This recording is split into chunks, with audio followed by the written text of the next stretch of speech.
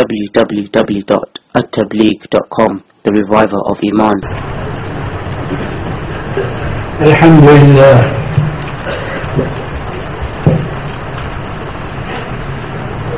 Alhamdulillah Rabbil Alameen. Al-Hadi ila-s-Sirat al-Mustaqim. والصلاة والسلام على النبي الأمين الذي بعث رحمة للعالمين وعلى آله وأصحابه الطيبين الطاهرين ومن تبعهم بإحسان إلى يوم الدين.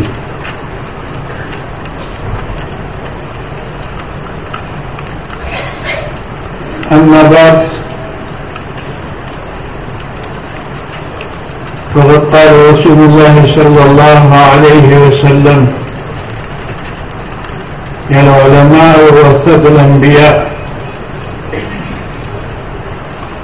اور كما قال عليه الصلاة والسلام: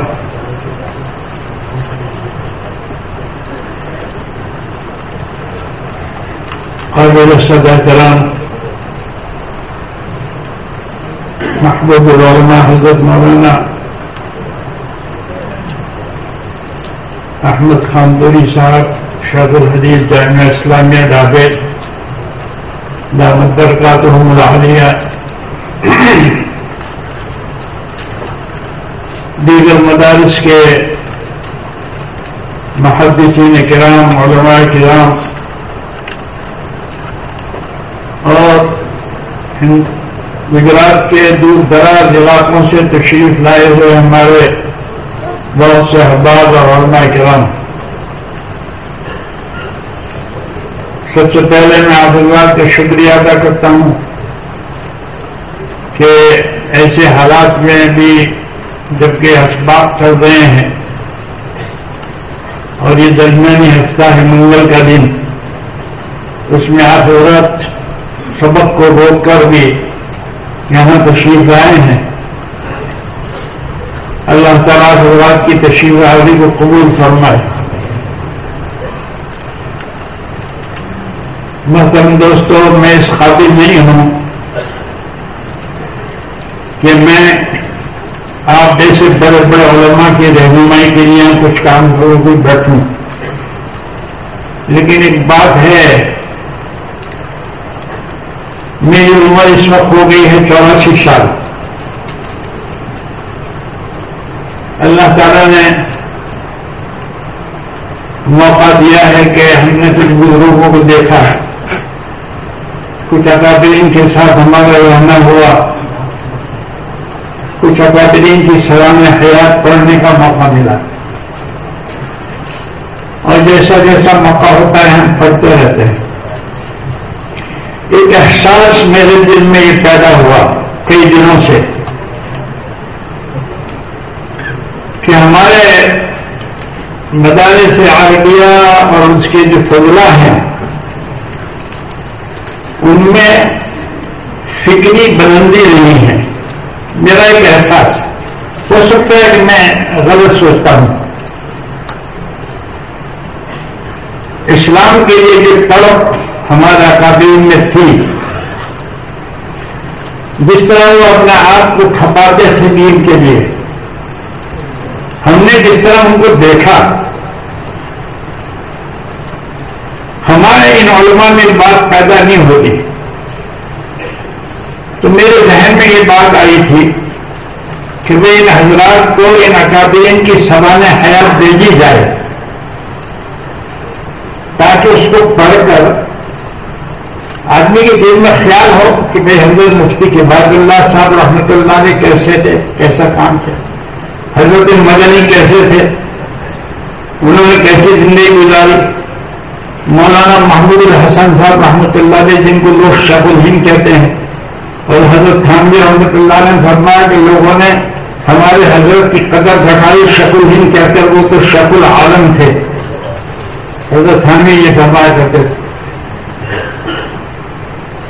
ایک طالب علم سے پوچھا گیا کہ حضرت شیخ الہند کون تھے؟ اوپر کے درجے کا تھا علم ہمارے مدرسے کا. تو وہ کہنے لگے کہ مولانا مدنی کے والد صاحب تھے. جن مدرسوں کا یہ حال ہو، جن علماء کی جماعت کا، کہ ان کو یہ معلوم نہ ہو کہ شیخ الہند کون تھے. انگریز جانتا تھا کہ شیخ الہند کون تھے. میں نے حضرت دنگیری رحمۃ اللہ علیہ سے داخل میں سنا، جب حضرت دنگیری داخل میں پڑھاتے تھے تو ایک تقریر حضرت دنگیری رحمۃ اللہ علیہ نے فرمایا تھا کہ انگریز یوں کہتے تھے اپنی مجلسوں میں کہ یہ 3.5 فٹ کے مولوی نے ہماری حکومت کو ہلا کے رکھ دیا ہے. 3.5 فٹ کے مولوی نے ہماری پوری حکومت کو ہلا کے رکھا ہے. کیسے شیخ الہند، کتنا گہرا علم، کس طرح انہوں نے اپنے استاد کی ساری چیزوں کو پکڑا تھا. حضرت فرما رہے تھے کہ میرے استاد نے یعنی حضرت نانوتی رحمت اللہ علیہ نے یہ مدرسہ جو قائم کیا ہے وہ صرف اس لیے نہیں کہ صرف سبق پڑھا کر لوگ نکل کر چلے جائیں. اس کا مقصد کچھ اور ہے، اور اس مقصد کو پورا کرنے کے لیے شیخ الہند نے اپنی پوری زندگی کھپا دی اور ہڈیاں پسلیاں بالکل بھلا دی تھی. 1920 میں جب مالٹا سے واپس تشریف لائے تو جب ان کو محلائے کہ اسے کو کا انتقال ہوتا دماغ سے، تو لوگوں نے دیکھا کہ صرف ہڈیاں رہ گئی تھی اور کچھ نہیں. کیوں کیا ہمیں؟ وہ تو بہت بڑا شیخ الحدیث تھا، بڑی بڑی پیشکشیں ہوئی تھی ان کو، کتنے آپ کو تنخواہ دی جائے گی. جب ابھی حضرت نے فرمایا کہ بمبئی میں بھی کہا گیا کہ حضرت آپ بہت غریب ہو گئے ہیں اور آرام کے لیے. ان کے شاگرد حضرت مولانا سید احمد حسین احمد مدنی رحمۃ اللہ علیہ میری موجودگی میں مجھے یاد ہے میں کنز الدقائق کے سال میں تھا. حضرت شیخ الحدیث صاحب رحمۃ اللہ علیہ، مولانا عبد القادر صاحب قائدی رحمۃ اللہ علیہ اور ایک اور کوئی بزرگ تھے، وہ دیوبند تشریف لائے اور مہمان خانے میں حضرت کے ساتھ بیٹھے. ہم لوگ کنارے پر بیٹھے، ہم چھوٹے تھے، میں کنارے پر بیٹھا تھا. تو آہستہ کے حضرات نے بات کی کہ حضرت اب آپ کی عمر بہت زیادہ ہو گئی ہے،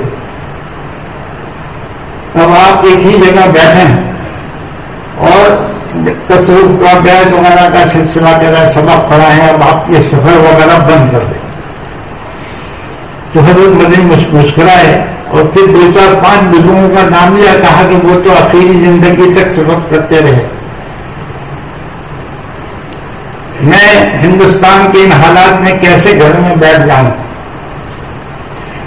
ان کے بھائی شیخ محمود صاحب مدینہ منورہ کے امیر ترین آدمی، مولانا مدنی کے بھائی شیخ محمود، وہ تشریف لائے ہندوستان کی آزادی کے بعد اور انہوں نے کہا کہ حضرت ہندوستان آزاد ہو گیا، آپ نے جو ضرورت کی انگریزوں کی نکالنے کی اس میں اللہ تعالیٰ نے کامیابی دے دی.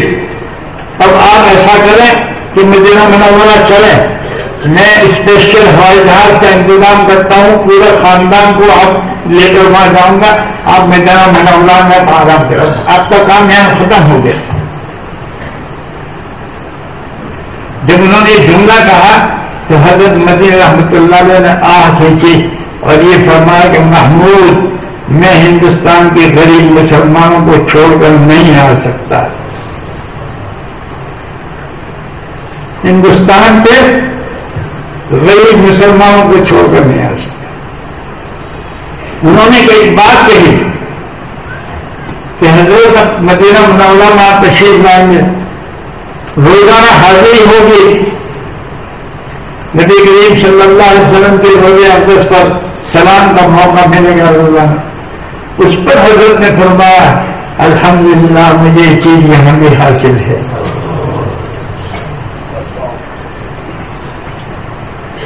دل کے پردے ہے تصویر یار، دل کے پردے میں ہے تصویر یار، جس ذرا گردن جھکائیے دیکھ لی. یہ وہ قابل ہے. گجرات کا دورہ ہوا شیخ الاسلام حضرت مدنی کا.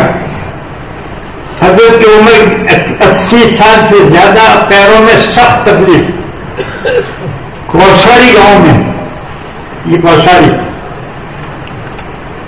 سمور گڑھ سے حضرت کو بیل گاڑی میں لے جایا گیا، اس وقت موٹریں زیادہ نہیں تھی،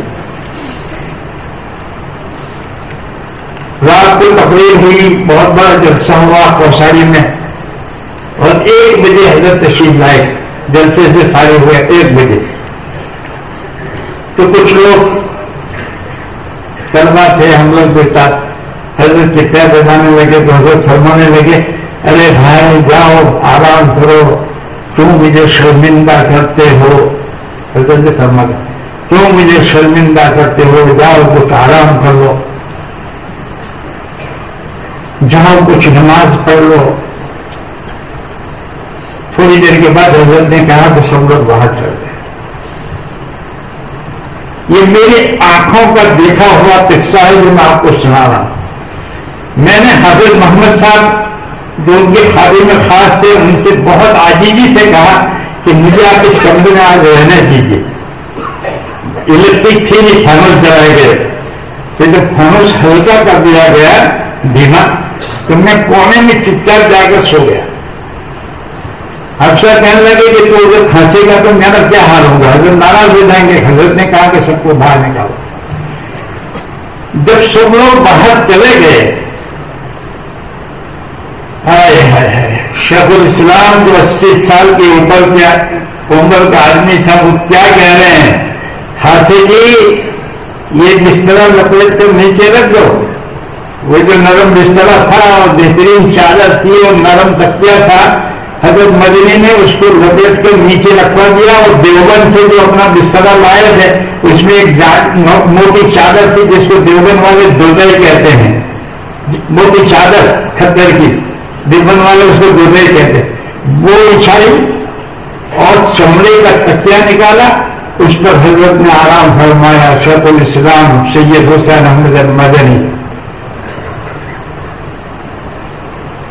نرم بستر بند۔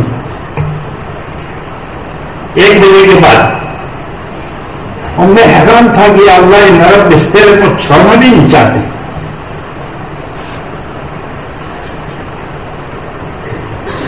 ہم لیٹ گئے، ہم تو تعلیم تھے، اخیر سال کا میرا دورے کا، 3:30 بجے 3:45 بجے کچھ آواز سے عجیب سی آواز پیدا ہوئی، تو میں گھبرا کر بیٹھ گیا، دیکھا ہے کیا آواز ہے؟ میں کیا دیکھتا ہوں کہ حضرت مدنی رحمۃ اللہ علیہ مصلی کو سسک کر رو رہے ہیں، سجدے میں لہو وزیم ان کا عزیز المرجل من کثرت البکاء۔ اس لفظ کو اس دن میں نے سمجھا، کیا تھا یہ ہے عزیز مرجل۔ علم میں مختلف 14 سبق انہوں نے مدینہ منورہ میں پڑھائے ہیں، وزیر میں 14 سبق۔ سیاست کے میدان میں جیلوں میں گئے، جمبو سر سے ہم جا رہے تھے چھوٹی گاڑی میں، تو اس میں حضرت نے ہم سے یہ فرمایا کہ بہت سے لوگ تھے ڈبے میں کہ انگریزوں نے ہم کو مختلف جیلوں میں ڈالا تھا، لیکن مجھے سب سے زیادہ تکلیف آپ کے احمد آباد میں پہنچائی گئی۔ ایسی بات کچھ نکلی تو حضرت یہ فرمایا، انہوں نے جیلیں کھائی، خشک روٹیاں کھائی، اپنے اساتذہ کی خدمت کی، لیکن حضرت نانوتوی رحمۃ اللہ علیہ نے جو پیغام اپنے شاگردوں کو دیا تھا اس کی ڈٹے رہے۔ حضرت نانوتوی کے پیغام کو حضرت شاہ الدین نے مضبوطی سے پکڑا اور اپنے شاگردوں کے ذہنوں میں بٹھا دی بات، ایک شاگرد کے دل میں بات بٹھائی کہ حضرت نانوتوی کیا چاہتے تھے۔ اسی لیے مولانا مناظر حسین گیلانی رحمۃ اللہ علیہ ان کو کہتے ہیں امام الاکبر۔ آپ دیکھیں گے مولانا مناظر حسین گیلانی نے جو کتاب لکھی ہے اس میں حضرت نانوتوی کے ساتھ لکھت لکھتے ہیں امام الاکبر محمد قاسم نانوتوی۔ ہمارے کتنے بچے ایسے ہیں بانگلور کے اس وقت کہ جن کو کچھ معلوم نہیں ہے کہ حضرت نانوتوی رحمۃ اللہ علیہ نے کیا خدمتیں کی، ان کا منہج کیا تھا، کس کس میدان میں انہوں نے کام کیے اور کتنی سادگی کے ساتھ کام کیا۔ سادگی کا تو اتنا عالم تھا کہ وہ کسی اسٹیشن پر اتر کر باہر نکلے، جو لوگ استقبال کے لیے جانے والے تھے وہ کچھ دیر سے پہنچے اور گاڑی پہنچ گئی کہ حضرت نکل گئے پلیٹ فارم سے باہر۔ ایک پولیس والا تھا، انگریزوں کا زمانہ تھا، پولیس والے نے دیکھا کہ لنگی پہنا، وہ نہیں پہن ہوئی تھی حضرت نانوتوی نے، اور ایک لال عمر حضرت ڈالتے تھے، تو دیکھا کہ کوئی پبلک آدمی ہے، انگریزوں کے زمانے میں پولیس والوں کو بہت تھا، بلایا کیا بھائی یہ میرا بستہ اٹھاؤ، وہ جو کالا ٹرنک ہوتا ہے پولیس والوں کے پاس بیگ ہوتا تھا کالا، اس کو اٹھاؤ۔ حضرت نے کہا بہت اچھا۔ حضرت نانوتوی سر پر اٹھا رہے، تھوڑے دور چلے تو وہ لوگ آئے استقبال، انہوں نے دیکھا حضرت نانوتوی یہ لے کر چل رہے، سب دوڑ پڑے، حضرت نے معافی مانگی، لوگوں نے حضرت ٹھیک ہے۔ اب وہ پولیس والا گھبرا رہا ہے، یہ کوئی تو بڑا آدمی معلوم ہوتا کہ اتنے لوگ ان کو لینے آئے اور معافی مانگ رہے، تو وہ شرمندہ ہو کر کھڑا کر رہے۔ انہوں نے کہا بھائی اسے کچھ نہ کہنا، یہ بیچارہ کمزور آدمی تھا، اس سے اٹھانے جا رہا تھا، مجھے کہا کہ اٹھا لگا نا اٹھا لیا۔ یہ امام اکبر، اب کیا بتائیں میرے دوستوں، ہمارے اکابرین کون تھے، اس لیے ہم پڑھتے نہیں ہیں اور ہم کتابیں بھیجتے ہیں، اس کے جواب بھی نہیں ملتا ہم کو۔ ارے دیکھو کہ شکل ہند کون تھے۔ حضرت مولانا علی میاں صاحب رحمۃ اللہ علیہ نے چند مضمون لکھے ہیں حضرت مدنی رحمۃ اللہ علیہ کے بارے میں، تو ابھی چھپے ہیں تذکرہ شیخ الاسلام کے نام پر، وہ 50 نسخے میں نے منگوائے، مدارس میں بھیجے کہ بھائی دیکھو تو صحیح مولانا علی میاں صاحب کیا لکھ رہے ہیں حضرت شیخ الاسلام کے بارے میں۔ بار بار کہتے تھے مولانا علی میاں کہ لوگوں نے حضرت مدنی کو ایک سیاسی لیڈر سمجھا، ان کا مقام بہت بلند تھا، وہ بہت اونچے تھے۔ میں نہیں سمجھا، میں پڑھتا نہیں ہوں۔ اس ہندوستان میں انگریزوں نے اتنا ظلم کیا، 1857 کے بعد اتنا ظلم کیا کہ جس کے کوئی انتہا نہیں، اور بہت بڑی تعداد علماء کی پھانسیوں پر لٹکائی گئی۔ مسلمانوں کا یہ حال ہوگا کہ منہ سے ایک لفظ بولنے کے لیے تیار نہیں تھے، تھپتھپاتے تھے۔ ایک عام مایوسی چھا گئے پورے ملک پر اور مسلمان بالکل دب کر رہ گئے۔ ایسے حالت میں چند مولوی کھڑے ہوئے جنہوں نے ہندوستان کی اس مردہ جسم میں روح کو کی۔ مولانا ظفر علی پنجاب میں کھڑے ہوئے جنہوں نے زمیندار نکالا۔ آپ پوچھو ہمارے طلبا سے، کیا زمیندار کے ایڈیٹر کو جانتے ہو؟ زمیندار نے کیا پورے پنجاب میں آگ لگائی تھی؟ آپ حضرت مہانی سے واقف ہو کہ حضرت مہانی نے کیا کام انجام دیا؟ ہندوستان کے مسلمانوں کو بیدار کرتے ہیں، کتنا ظلم کیا حضرت مہانی پر، اس کو جیل میں ڈالا، اور وہ اتنا سارا اناج انگریز سپرنٹینڈنٹ کہتا ہے مولوی اس کو پیسنا پڑے گا ورنہ خود کھدائی کریں گے۔ اناج کا ڈھیر حضرت مہانی کو دیتے تھے اور حضرت مہانی چکی پیس رہے ہیں۔ علی گڑھ کا پڑا ہوا آدمی اور اتنا بہترین ہندوستان کا شاعر، اور وہ کولے سے شعر لکھتے ہیں، ہے مشق سخن جاری، ہے مشق سخن جاری، اور چکی کی مشقت بھی کیا طرفہ تماشا ہے، حسرت کی طبیعت بھی کیا طرفہ تماشا ہے۔ لوگ نہیں جانتے کون تھے حضرت مہانی، کس جگہ کے رہنے والے تھے، اور جب آزادی مل گئی اور پارلیمنٹ کے ممبر ہو گئے تو کیا زندگی گزاری معلوم آپ کو؟ ایک تھیلی کے اندر کپڑے رکھ کر، اس سامنے ایک مسجد ہے پارلیمنٹ ہاؤس کے پاس نئی دلی میں، وہاں جا کر اس کے نیچے ایسے کوئی دوپہر کے تھوڑا سا سو جاتے۔ پہلی مرتبہ جب پارلیمنٹ ہاؤس میں وہ داخل ہونے کے بعد ان کو الاؤنس ملا ہے، ممبروں کو جو ملتا ہے پارلیمنٹ کے ممبروں کو، تو اس کا مجھے نہیں چاہیے نہ کہہ رہے کوئی الاؤنس نہیں تھے۔ پنڈت جواہر لال نہرو نے مولانا عبد الرحمان سے کہا بھائی مولانا کو سمجھاؤ، ہم اس کو کس کھاتے میں ڈالیں گے؟ یہ تو قرضے لینے کو نہ کہہ رہے. کیا یہ بات لوگوں کو معلوم ہے کہ حضرت مہانی نے الاؤنس ٹھکرا دیا تھا؟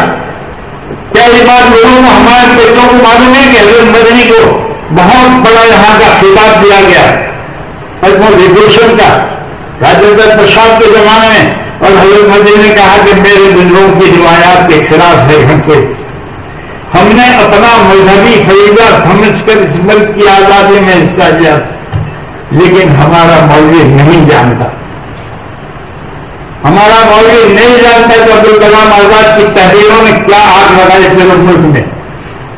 ان کے پیپر میں فوٹو بھی چھپتے تھے الہلال میں، اور وہ شیخ الدین رحمۃ اللہ علیہ کی مجلس میں آتا تھا تو کسی نے دبے لفظوں میں شیخ الدین سے رحمۃ اللہ علیہ سے کہا کہ حضرت یہ تو فوٹو والا آتا ہے.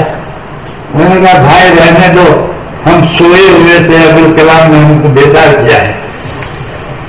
ابوالکلام آزاد، حضرت مہانی، محمد علی جوہر، جنہوں نے کامریڈ نکالا، اور کامریڈ انگلش میں نکالا کیسا کہ انگریز انتظار کرتا تھا کہ کس وقت کامریڈ میرے پاس آئے. اس کی زبان اتنی اعلیٰ زبان کا استعمال تھا، انگریز انتظار کرتے تھے کہ پیپر کب آئے گا کہ ہم اس کو پڑھیں. اور اس کے لیے موقع تھا کہ وہ حکومت کی اعلیٰ سے اعلیٰ کرسی پر جا کر بیٹھ سکتا تھا. وہ آکسفورڈ کا پڑھا ہوا تھا محمد علی جوہر ہے، لیکن اس کی ماں عجیب تھی، چھندواڑے جیل میں تھے، اور پھر کچھ پتا چلا کہ کچھ مصالحت کے لیے انگریز کچھ محنت کر رہے ہیں. ان کی والدہ کو پتا چلا تو یہ کہلوایا کہ محمد علی اگر تم نے اسلام کے مفاد کے خلاف کوئی کیا تو میں میرے برے ہاتھ سے تمہاری گردن مروڑ دوں گی. محمد علی کی بری ماں کہہ رہی ہے. یہ وہ محمد علی جوہر. کتنے لوگ ہیں میرے دوستوں جنہوں نے تفسیر کے محمد علی کی سالانہ حیات پڑھی ہے؟ دل پر ہاتھ رکھ کر بتاؤ کون ہے ہمارے طلبا میں اور علماء میں جنہوں نے محمد علی جوہر کو پڑھا ہے، جنہوں نے ابوالکلام کی تفسیر. میرے کتب خانے میں کل میں نے مولانا کو بتایا، میں نے کہا 19 کتاب میں نے ابوالکلام کے بارے میں لا کر رکھی، جو عبقری شخصیت ابوالکلام آزاد. لیکن مجھے تعجب اور دکھ اس بات کا ہوتا ہے کہ ہم یہ کتابیں لا کر ان علماء کے سامنے پیش کرتے ہیں، وہ پڑھتے نہیں. ایک مولوی صاحب کو میں نے کہا کہ بھائی آپ کو وہ کتاب دی تھی، آپ نے اس کا مطالعہ کیا؟ 20 برس کے بعد میں نے پوچھا کہ نہ جو ہمارا کوئی موقع نہیں مل لو لے. 20 برس کے بعد جو موقع نہیں ملو. بے اس طرح قوموں کی قیادت اس طرح نہیں ہوتی. یاد رکھو یہ جو حالات ہیں، ہم جس حالات سے گزر رہے ہیں یہ معمولی نہیں ہے. پہلے خاص ملکوں میں گڑبڑ ہوتی تھی، حملے ہوتے تھے. اس وقت جو ہے پورے عالم میں جو ہے ایک کشمکش چل رہی ہے اسلام اور اس کے خلاف تحریکات ہے. الصراع الحضاری عربی میں کہتے ہیں، تہذیبوں کا ٹکراؤ ہو رہا ہے میرے دوستوں. اب بہت سے لوگ الصراع الحضاری نہیں سمجھتے کیا ہے یہ شعار. یہ تہذیبوں کا ٹکراؤ شروع ہوا ہے، یہ معمولی بات نہیں ہے. دنیا کی قومیں اس وقت یہ چاہتا ہے کہ اسلام کی تہذیب، اسلام کے کلچر کو، اسلام کے خیالات کو، اسلامی فکر کو بالکل پست کر دیا جائے. آوارگی، اباحیت پسندی اور جو چیز ان لوگوں نے اپنے لیے پسند کی ہے وہ سارے عالم میں پھیلا دی جائے. یہ اسلام ہے جو ہمارے سامنے آڑے آ کر کھڑا ہے. یہ وہ مولوی لوگ ہیں کہ جو ہمیشہ لوگوں کو ایک سے کہتے ہیں کہ ایسا مت کرو. آپ کو معلوم ہونا چاہیے کہ اگر برطانیہ میں کسی مولوی صاحب نے، آج کی بات کر رہا ہوں، برطانیہ میں کسی مولوی صاحب نے لڑکے سے ایسا کہا کہ ہم جنس پرستی کرنا، ایک لڑکے کا دوسرے لڑکے کے ساتھ شیلی کرنا ایک گناہ ہے، تو اس پر مقدمہ ہو جائے گا. قوم لوط کا عمل فخر کرتے ہیں اس پر، اور اس کو بتانا. میں رجسٹر صاحب آ رہا تھا, پولینڈ کے ہوائی اڈے پر بیٹھا ہوا تھا. میں محمد اسماعیل ان کے گھر میں سے برقع تھا. ایک پولیس والا یوں گھوم رہا ہے, ادھر گیا دیکھتا ہے, پھر آیا ادھر. میں سمجھ گیا کہ ابھی ایسا کہے گا کہ برقع نکالو. ہم لوگ ٹرانزٹ میں ہیں, ہم اس کے ملک میں نہیں جا رہے. ہمیں تو وہاں سے ہندوستان کا ہوائی جہاز پکڑنا تھا, لیکن وہ 3-4 چکر لگانے کے بعد اس سے صبر نہیں ہوا اور اس نے کہا کہ پلیز تمہارا چہرہ کھولو. یہ کوئی معمولی باتیں نہیں ہیں. تہذیب, دنیا کی تہذیب ہم پر مسلط کی جا رہی ہے, اور اس وقت دنیا بالکل ایک چھوٹے سے قریے کے اندر شامل ہو گئی. پورا عالم کی مثل قریۃ صغیرہ گلوبل.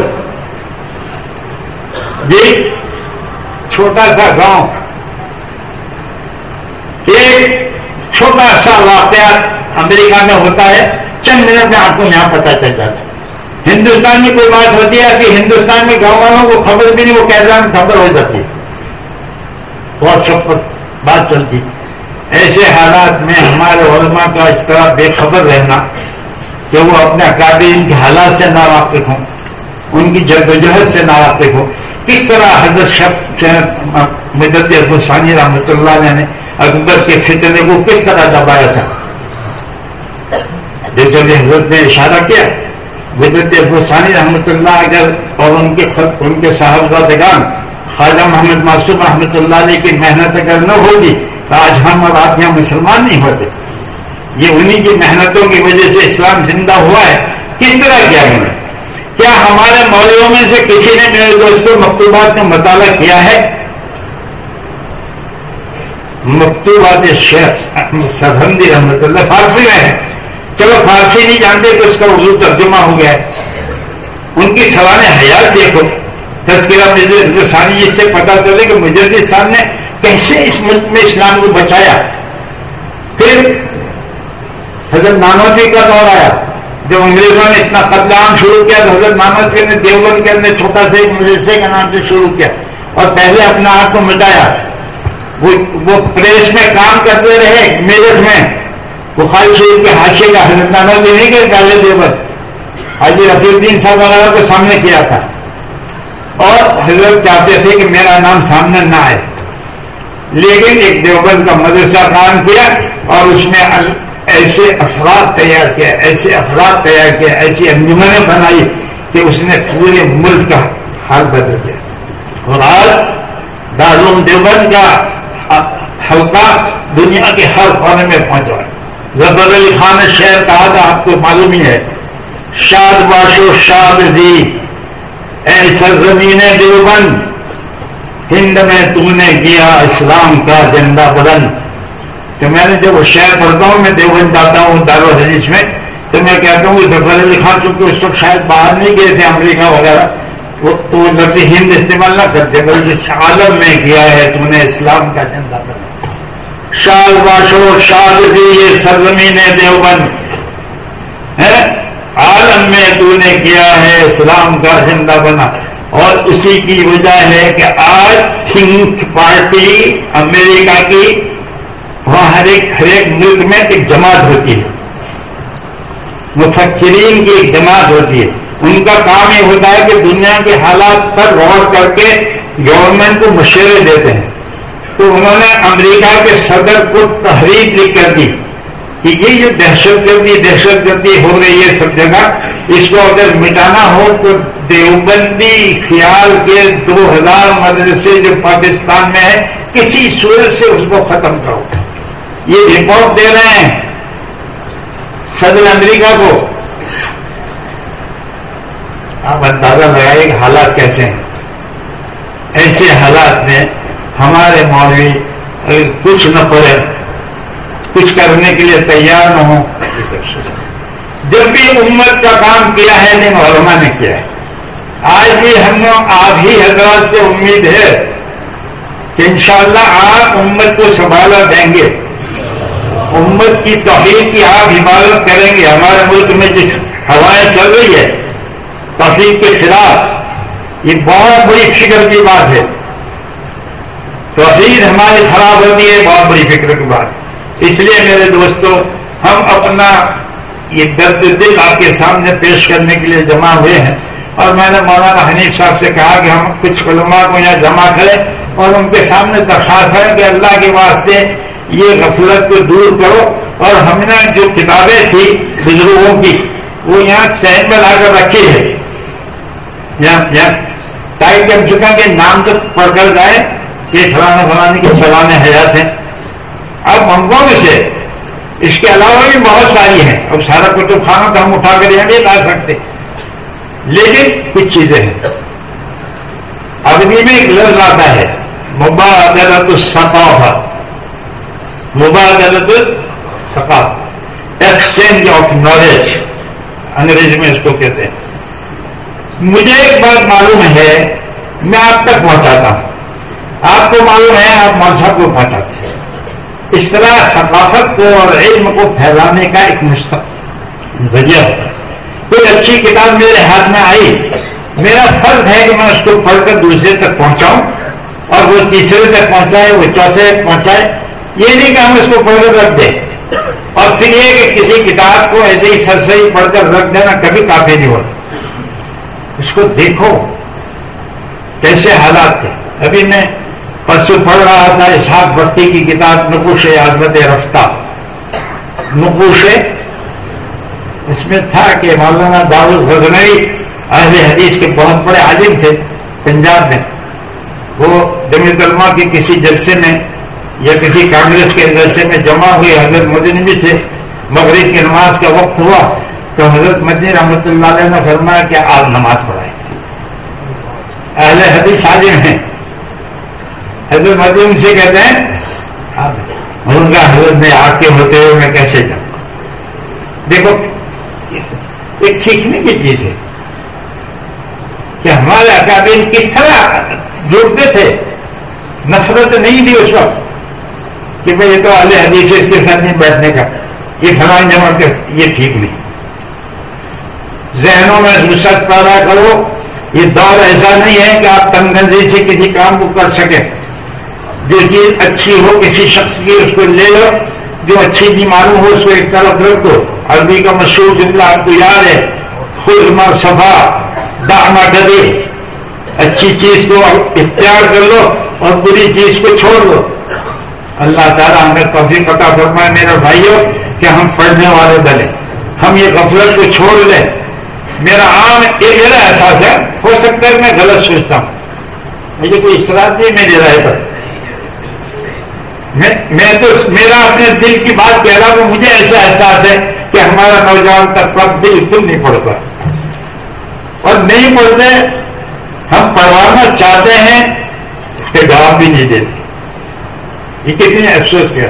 میں کبھی کبھی سوچتا ہوں کہ کبھی ایک دو مرتبہ موقع ہوا میں نے حضرت مدنی رحمۃ اللہ کو خط لکھا، حضرت نے فوراً جواب دیا. مولانا علی صاحب رحمۃ اللہ کو میں نے خط لکھا تھا، حضرت نے مجھے جواب دیا. حضرت بنگلوری کو خط لکھا، حضرت نے مجھے جواب دیا. اور آج کل میں خطوط دیکھتے ہوئے جواب ہی نہیں دیتے. میں نے کہا یہ حضرات تو ان سے بھی بہت اوپر ہے. صبر کر کے بیٹھے رہتے، کیا کریں. سوچنے کی چیز ہے کہ آپ کسی کو جواب تو دے دو. میں نے شوال کے مہینے میں جو خط بھیجا تھا اس میں یہ درخواست کی تھی کہ بھئی یہ میرے احساسات ہیں، میں یہ کتابیں بھیج رہا ہوں، آپ اپنے قریب کے 5 مولوی لوگوں کو پڑھا دیجیے اور پھر اپنے اس کے تاثرات سے مجھے واقف کریں. اور اس سلسلے میں یہ جو میں کام کر رہا ہوں کہ ایک کتاب بھیجتا ہوں، اگر کوئی رائے آتی ہو تو آپ مجھے لکھیں تاکہ اس کے مطابق ہم کوئی پروگرام بنائیں. کوئی خط ہی نہیں آیا. جب کوئی خط نہیں آیا پھر مولانا سے میں نے درخواست کی، اللہ مولانا کو ہدایت خیر دے. حضرت نے فرمایا کوئی ایسا نہیں، ہم ایک مرتبہ سب کو یہاں جمع کریں اور جمع کر کے سب کے سامنے عاجزی کے ساتھ یہ بات رکھ دیں کہ اللہ کے واسطے ذرا بیدار ہو جاؤ. علامہ اقبال کا شعر تو آپ نے سنا ہوگا نا، عالم ہم ویرانا رچنگے افرن. عالم ہم ویرانا زدنگیل فرنگ معمار حرم باز تعمیر جہاں خیز از خواب گراں خیز. پورا عالم انگریزوں کی چنگیزی سے برباد ہو گیا، پورا بغداد برباد ہو گیا، لیبیا برباد ہو گیا، شام کے ٹکڑے ہو چکے ہیں، اور اب ترکی کو تباہ کرنے کی کوششیں سازشیں ہو رہی ہے. ایک اسلامی جماعت مصر میں قائم ہوئی تھی، اس کو ہٹا کر ایک بدماش کو وہاں بٹھا دیا گیا ہے.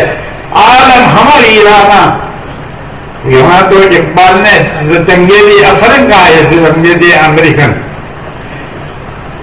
پھر بھی ہماری دماغ نہیں چل رہے، پھر بھی ہم نہیں سوچتے کہ ہمیں کچھ پڑھنا چاہیے. بغیر پختہ علم کے قیادت نہیں ہو سکتی. یاد رکھیے، قوموں کی قیادت تو وہ لوگ کر سکتے ہیں کہ جن کے سامنے قادرین کے مناہج ہوں، ان کے طریقہ کار ہوں. آپ جانتے نہیں ہو فکر فکر. یہ چیزیں ہمارے یہاں سے بال بچے مدرسوں سے بھاگ جاتے ہیں عربی اول دم پڑھ کے، اور پھر کسی گاؤں میں امامت کرنے شروع ہو جاتے ہیں. حافظ قرآن کے بیچارے ایسے لوگ پنجاب میں بہت تھے پہلے. اقبال نے ایسے لوگوں کو دیکھا ہوگا تو انہوں نے کہا قوم کیا ہے، قوموں کی امامت کیا ہے، کیا جانے اسے یہ 2 رکعت کے امام. تو ہمارے مالی لوگ خفا ہو گئے کہ اقبال بے عزتی کر رہا علماء کی. ہمارے بڑے علماء کی بے عزتی نہیں کر رہا، وہ تو ایسے اماموں کی جن کو کچھ پتا نہیں ہے، جس کو حضرت مانوی کون تھے پتا نہیں، حضرت شاہ ولی اللہ رحمۃ اللہ علیہ کون تھے وہ پتا نہیں، جس کو یہ پتا نہیں کہ حضرت مدنی کون تھے. ایسے لوگوں کے بارے میں فرما رہے قوم کیا ہے، قوموں کی امامت کیا ہے، کیا جانے اسے یہ 2 رکعت کے امام. تو یہ 2 رکعت کے امام ایسے نہ بنو میرے بھائیوں. دیکھو ہمارے اکابرین کی خوبی، ان کے اندر علم میں پختگی تھی، بہت پختہ علم تھا ہمارے اکابرین. طبیعت میں سادگی تھی، بے حد سادگی، اور زندگی میں تقویٰ تھا انتہائی درجے کا، جس کی طرف حضرت مفتی صاحب نے اور مولانا نے اشارہ کیا، جس کی کمی ہمیں راتوں کو اٹھ کر رونا. اور حضرت شب العزیز صاحب نے لکھا ہے، آپ نے سب نے پڑھا ہوگا آپ بیٹی کے اندر، آپ بیٹی میں حضرت شیخ نے لکھا ہے کہ میں نے اپنی زندگی میں میرے 2 بزرگوں کو بہت کثرت سے رولتا ہوا دیکھا. ایک حضرت میرے والد مولانا یحییٰ صاحب کو اور ایک حضرت مدنی کو. تو میں نے تو مولانا یحییٰ صاحب کو نہیں دیکھا، میں نے حضرت مدنی کو روتے ہوئے دیکھا. میں نے دیکھا حضرت مدنی کو کس طرح حضرت روتے. باغ میں حضرت مغرب کے بعد چلے گئے، حافظ محمد کے باغیچے میں. ان سے کون تھا ان کا ڈیلے میں، تو آم کے درخت تھے. تو حضرت خاموشی سے ایک آم کے درخت کے نیچے جا کر نماز پڑھنے لگے. اور کچھ لوگ وہاں جمع ہو گئے، اس لیے جمع ہو گئے کہ حضرت بہت زور زور سے رو رہے تھے. تو حضرت بہت ناراض ہوئے. انہوں نے کہا کہ آپ لوگ میرے پیچھے ذرا سا چین نہیں دیتے، میں اکثر سے پھر لوگوں کو وہاں سے ہٹا کے دیکھا کہ حضرت درخت کے نیچے رو رہے ہیں، رات مسلح پہ رو رہے ہیں. اور اتنا بڑا عالم جس نے مدینہ منورہ میں حدیث رسول پڑھائی، اور کبھی کبھی حدیث پڑھاتے پڑھاتے اشارہ فرمایا کرتے تھے قال صاحب هذا القبر، قال صاحب هذا، اس قبر والے نے یہ بات کہی ہے. کیا منظر ہوتا ہوگا اس وقت. ہم کچھ تو پڑھو میرے بھائیوں، ان حضرات کے حالات پڑھو کہ کیسا تقویٰ، کیسا علم، کیسی قربانی. جب تک یہ تینوں چیزیں ہمارے اندر نہیں آئے گی، قربانی نہیں آئے گی، تقویٰ نہیں آئے گا، علم میں پختگی نہیں ہوگی، ہم اس قوم کو اس مصیبت سے نہیں نکال سکتے جو اس وقت میں ساری دنیا میں پھیلی ہوئی. پوری دنیا کے اندر اس وقت میں جو حالات ہیں بہت خطرناک ہیں، بہت ہی خطرناک. اس کو قوم کو اس سے نکالنے کے لیے آپ کو ان بزرگوں کے ساتھ وابستہ ہو کر ایسا عزیمت اختیار کرے. مایوسی کفر ہے. ایک بات مولانا رحمان صاحب رحمۃ اللہ علیہ بھی اور مولانا آزاد بھی ہمیشہ یہ بات کہتے تھے کہ اپنی ذات پر بھروسہ کرو، اللہ تعالیٰ پر بھروسہ کرو کہ چاہے جیسے حالات ہوں، معاملہ تو اللہ رب العزت کے ہاتھ میں ہے، کسی انسانوں کے ہاتھ میں نہیں ہے. اگر تمہیں اپنی ذات پر اعتماد نہیں ہے اور تم لوگ کسی اور انسانوں پر بھروسہ کر کے زندگی گزارنا چاہتے ہو. ابوالکلام نے کہا تھا کہ 20 کروڑ لاشوں کا میرے پاس پھر کوئی علاج نہیں. حضرت 20 کروڑ لاش ہیں کہ جو دوسروں کی پر بھروسہ کر کے زندگی. یہ جماعت ہم کو کام دے گی, یہ پارٹی ہم کو کام دے گی؟ کوئی نہیں کام دے گی. اپنی ذات پر بھروسہ کرو. ابھی چند دن پہلے میں مجھے سنا رہے تھے, ایک ساتھ کوئی بول رہے تھے بھاجپ کے کہ 2021 میں ہندوستان میں ایک بھی مسلمان اور ایک بھی عیسائی باقی نہیں رہنے دیں گے, ایسا کہہ رہا تھا. آپ لوگوں نے شاید سنا ہو. ایک مسلمان اور ایک عیسائی اس ملک میں ہم نہیں مانیں گے رہے. کوئی بات ہوئی؟ اللہ خیال ہے. بالکل گھبرانے کی ضرورت نہیں. ایسے لوگ بکواس کرنے والے بکواس کرتے رہے. ہماری جو مسلم جماعتیں کام کر رہی ہے, جمعیت علماء ہند کام کرتی, بہت کام کرتی. جمعیت کتنے لوگوں کے بارے میں مقدمے میں دوڑ دھوپ کرتی ہے. ابھی مسلم پرسنل بہت جم کر کام کرتے ہیں. یہ کوشش کر رہے ہیں کہ دوسری کمیونٹی جو ہے پسماندہ طبقہ, اس کو ساتھ لے کر اس ملک میں ہم آگے بڑھیں, کام کریں. ہمارے علماء کو چاہیے کہ ہم ان جماعتوں کی نصرت کریں. ہم جمعیت علماء کے ساتھ ہیں. ایک مضبوط پلیٹ فارم ہمارے اکابرین نے ہم کو دیا ہے. ہم اس کی کچھ تو مدد کریں بھائی. افسوس تو اتنا ہے کہ ایک پیپر ہمارے پاس نہیں ہے گجراتی کا. یہ ہمارے مفتی احمد صاحب جو ہوگا دامت برکات عمر آج جب بھوش میں تھے, انہوں نے ایک اخبار نکالا تھا, فدائے ملت تھا مولانا, چند سال تک نکالا نہیں کے بعد پھر اوپن ہو گیا. ارے بھائی ہمارے پاس اتنے چار صفحے کا پرچہ نہیں ہے کہ جس میں ہم اپنی خدمات کو پیش کریں لوگوں کے سامنے. ہم 4 صفحے خریدنے کے لیے تیار نہیں ہیں. باتیں بہت بڑی بڑی کرتے ہیں. ایک دعوت نامہ شادی کا آیا ابھی میرے پاس, ابھی پچھلے دنوں. مجھے اندازہ ہے کہ اس دعوت نامے پر ایک دعوت نامے کے اوپر 150 روپے خرچ ہوئے گے.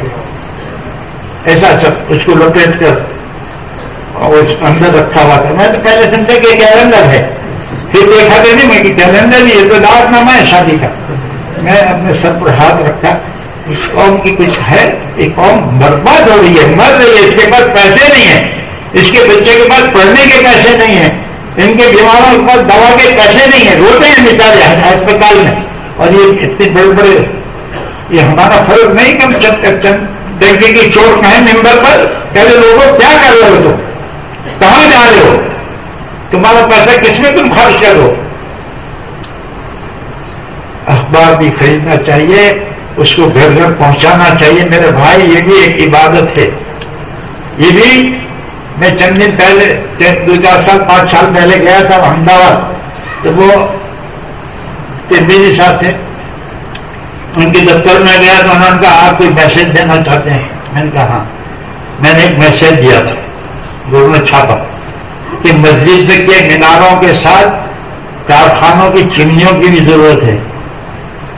مسجد کی میناریں اونچے اونچے ہم بنا رہے ہیں, ایک دن کے اوپر چڑھ کے اللہ نہیں دیتے ہیں, اور لاکھوں روپے کا مینارہ.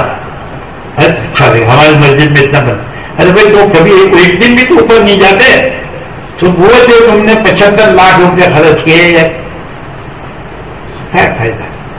کچھ تو سوچو اللہ کے اندر. تم چھوٹا موٹا کارخانہ قائم کر کے کوئی غریبوں کو کام پہ لگا دو. حضرت مولانا عبد القادر رائے پوری رحمت اللہ علیہ, اور رائے پور کے اندر ایک چھوٹی سی بستی. میں نے جب ان کے سوانے میں یہ پڑھا کہ حضرت مولانا علی میاں صاحب رحمت اللہ علیہ جب ان سے ملاقات کے لیے گئے کہ میں حضرت میں جا رہا ہوں عالم ممالک میں, آپ میرے لیے دعا فرمائیں. یہ 1950 کی شاید بات ہے, 1900. تو کیا فرماتے ہیں حضرت شاہ صاحب معلوم ہے؟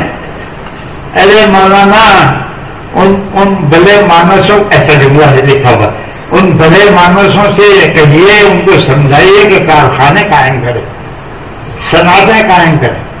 میں حیران ہو گیا کہ یہ آدمی خانقاہ کے اندر ہے, شیخ عبد القادر، اس کا تعلق ہے، لیکن حضرت سے کہہ رہے ہیں بڑے مانوسوں سے کہنا کہ صنعتیں قائم کریں، امریکہ کی صنعت پر زندگی نہ گزاریں. کیا نظر تھی حضرت رائے کی، خانقاہ کے اندر بیٹھا ہوا آدمی، لیکن سمجھتا تھا کہ اقتصادی حالت کے درست ہوئے بغیر کسی قوم کی حالت درست نہیں ہوتی. تعلیم میں آگے بڑھنا اور اقتصادی حالت کو مضبوط کرنا، یہ دو بنیادیں ہوتی ہیں کسی قوم کی. اور خدمت خلق کا جذبہ، خدمت خلق کر کے آپ اپنے آپ کو لوگوں کے سامنے پیش کریں کہ ہماری یہ امت جو ہے، یہ امت دوسروں کے لیے رحمت بن کر آئی ہے، رحمت بن کر نہیں آئی. یہ عملاً کرنا، جیسے ابھی حضرت مفتی صاحب نے کہا کہ یہ موقع ہے ایسا کہ ہم ان لوگوں کی خدمت کریں بلا تفریق. کوئی ہندو ہے، کوئی مسلمان ہے، کوئی بیچارہ کھڑا ہے، آپ اس کو پانی پلائیے، اس کو کچھ کھانا کھلائیے، کوئی بھی خدمت.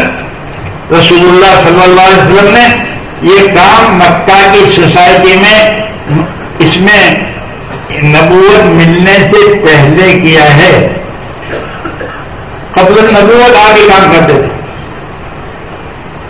بینما هو يمشي في طريق مكة إذ سمع صوتا يقول آه فالتفت يمينا وشمالا فإذا هو عبد حبشي يرتعد جسمه من كثرة الحمى فدخل عليه رسول الله صلى الله عليه وسلم وقال ما لك يا أخي. حبشی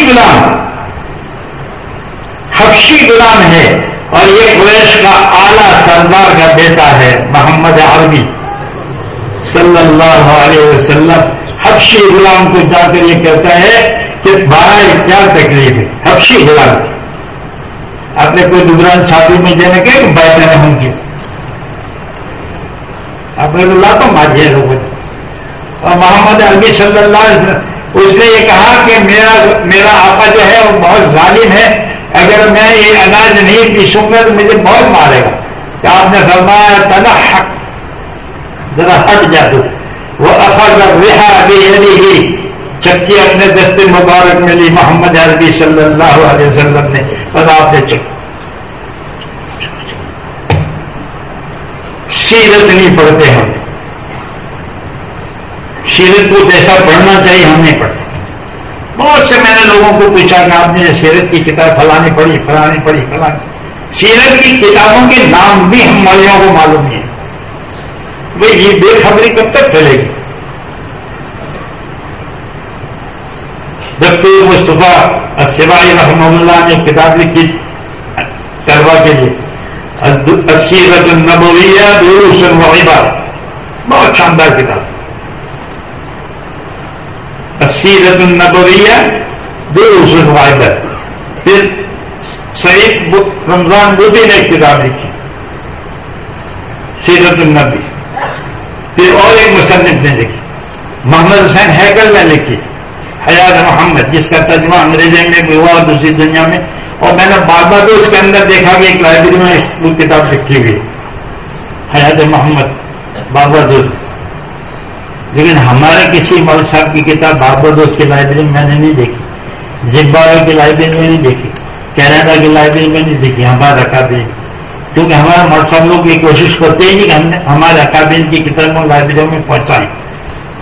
قادیانوں کی کتابیں ہر لائبریری میں نے دیکھی، ہر لائبریری میں قادیانوں کی کتاب.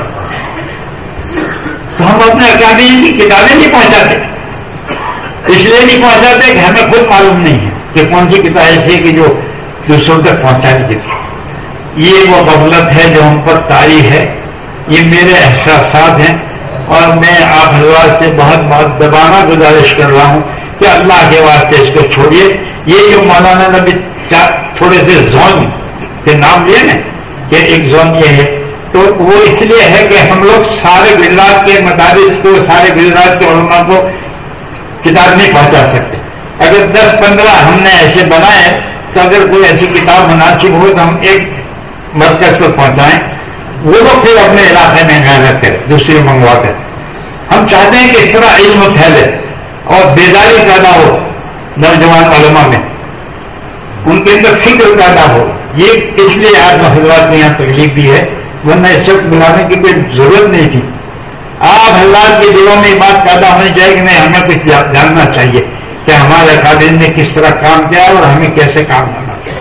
شیخ الہند رحمۃ اللہ نے کیسا کام کیا اور دوسرے حضرات نے کیسا کام کیا، کیسی کیسی مصیبتیں سہی. کچھ تو ہم اپنے آپ کو دیکھیں کہ ہمارے اوپر کیا ضرورت ہے. یہ اللہ تعالیٰ ہمیں توفیق عطا فرمائے. میرے بھائیو، زیادہ اپنے حضرت مفتی صاحب کا بھی پروگرام ہے دوسری جگہ، اور میں بیمار ہوں، اصل میں مجھے تکلیف ہے بہت زیادہ. لیکن بس میرے دل میں ایک بات تھی کہ مرنے سے پہلے کم سے کم بات تو پہنچا دیں. زندگی کی کوئی بھروسہ نہیں ہے. میں اپنا ایک دینی فریضہ سمجھ کر آپ حضرات کے سامنے آیا، اور میں نے یہ کتابیں جو باہر رکھی ہیں اس کو بھی آپ دیکھیں. بعض علمی کتابیں ہیں. مسلم شریف کی شرح بھی آئی ہے 27 جلدوں میں. کیونکہ اہل مدارس آئے ہوئے ہیں تو میں نے کہا اس کا بھی ایک نسخہ رکھو. ابو داؤد شریف کی شرح ہے ارسلان کی، بہت مشہور شرح ہے، وہ اس کا بھی ایک نسخہ یہاں رکھا ہوا ہے. اور بھی کتابیں تھی میرے پاس، لیکن میں نے کہا کتنی کتابیں اٹھا جائیں گے. یہ تو چونکہ مسلم شریف ہر مدرسے میں پڑھائی جاتی ہے، اور یہ ایتھوپین عالم ہے جنہوں نے نسائی کی شرح 42 جلدوں میں لکھی ذخیرۃ الاطباء کے نام سے، اور یہ مسلم شریف کی شرح 27 جلدوں میں آئی. اب وہ بخاری پر کام کر رہے ہیں. کل ہی میں نے جدہ فون کیا ہے کہ بھائی معلوم کرو کہ کتنی جلدیں آ گئی ہیں. تو ہمیں مدرسے والوں کو یہ معلوم تو ہونا چاہیے کہ بخاری کی کیا نئی شرح آ رہی ہے، مسلم کی کیا شرح آ رہی ہے، ابو داؤد کی کیا شرح. ترمذی شریف میں بہت سے اغلاط ہمارے ہندوستانی نسخوں میں ہیں، تو وہ ملک شام میں جو ترمذی چھپی ہے اس کی تصحیح کس طرح ہوئی ہے، ہمارے ہندوستانی نسخوں میں اس کے نسخے. یہ تو کم سے کم مدرسے کے مولویوں کو معلوم ہونا چاہیے. اللہ تعالیٰ ہمیں توفیق عطا فرمائے. میں سب حضرات سے بہت ہی دلی معافی چاہتا ہوں. میں نے شاید کوئی ایسی باتیں کہہ دی جو آپ کی شان کے خلاف ہو، تو آپ مجھے معاف فرمائیں. اور میری اتنی ہی درخواست ہے کہ اللہ کے واسطے کچھ پڑھنا شروع کرو، مطالعہ کرو غور و فکر سے. اور کم سے کم ایسا ہو کہ کوئی ہمارے جیسے دیہاتی آدمی کا کوئی خط پہنچ جائے تو اس کا جواب دے دیا کرو. ہم تو ہے دیہات کے لوگ، لیکن بہرحال دیہاتی آدمی بھی کوئی آپ کو سلام کرتا ہے تو آپ کو جواب تو دینا چاہیے. یہ کوئی ضروری نہیں کہ کوئی شہر کا آدمی سلام کرو اسی کو جواب دو. میں تو گاؤں کا آدمی ہوں، تو کسی دیہاتی کو بھی سلام کا جواب دیا کرو. اللہ آپ کو جزا خیر کرو. آخر مجھ سے سب دعا کرو. بھاؤ نگر جو ہے، دارالعلوم بھاؤ نگر، مدرسہ دینا، مدرسہ بہادرور اور مدرسہ بوتا. www.attableek.com, the reviver of